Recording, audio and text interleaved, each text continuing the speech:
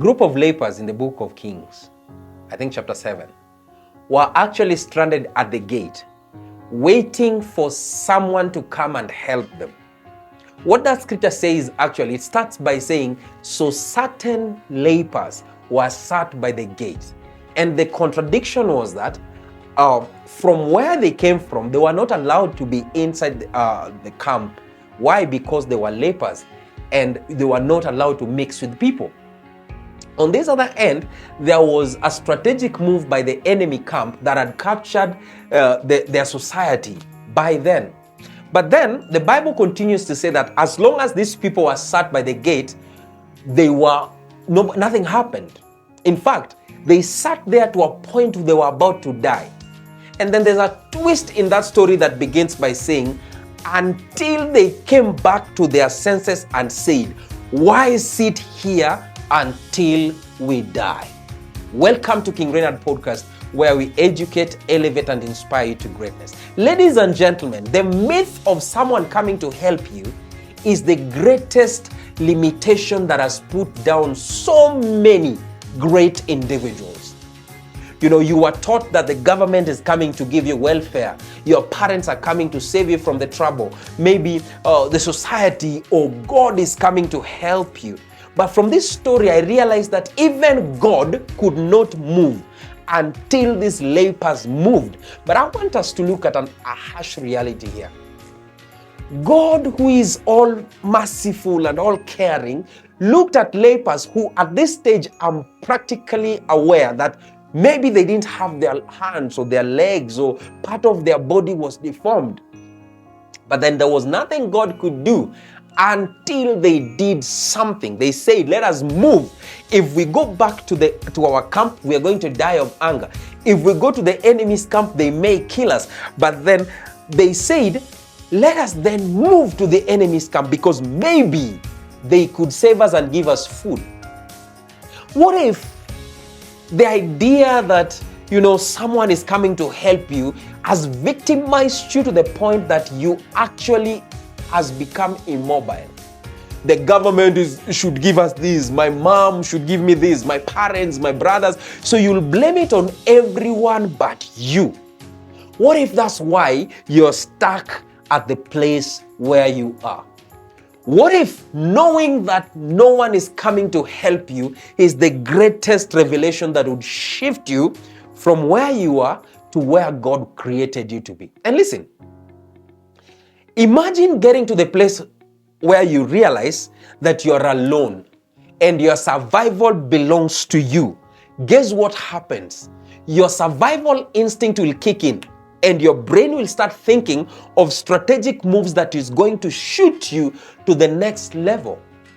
And I realized that the moment you come to that place, you tend to start thinking of ways out instead of thinking why you are where you are.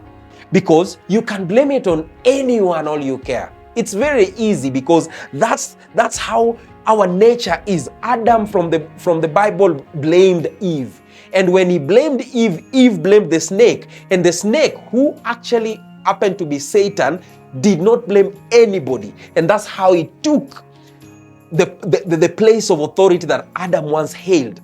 Listen, ladies and gentlemen, the person you blame actually controls you. The person who feeds you becomes your control gadget. And the moment you stop blaming anyone and say, this is my thing, this is my life to live, I'm going to take responsibility. I'm going to wake up.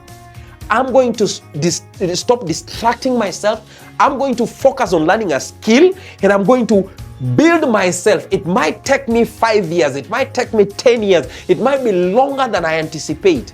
But the moment you make up your mind that this is my thing, I'm going to rush into it, I'm going to pull it through, that is the moment that you begin growing. Why? Because your brain is created for survival. And when your brain realizes that you've adjusted your concept to the point you believe that no one is coming to help you, your brain kicks in to give you solutions. Listen to me. God is not outside you. God is not coming from, Jesus is not coming from heaven with chariots of fire to come and save you from your trouble. No. He is waiting for you to make up your mind and say, this is my shit, I'm gonna face it and I'm gonna win.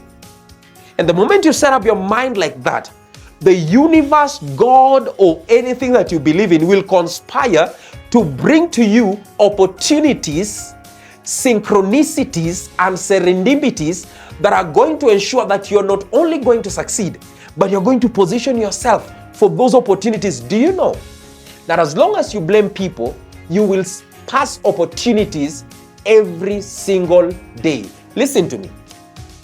Poor actually comes from the word abbreviated as passing opportunities overly every day. Regularly, sorry. Passing over opportunities regularly. Listen, your mindset is your solution or your destruction. You either believe no one is coming to help you and push yourself into the corner and move yourself through everything that tries to bend you down. Because your life, ladies and gentlemen, belongs to you. Never ask God for money. Ask God for ideas that will solve people's problems, and make sure the problems you're solving has money attached to it, because as you solve those problems, money will come to you, because you are your only solution.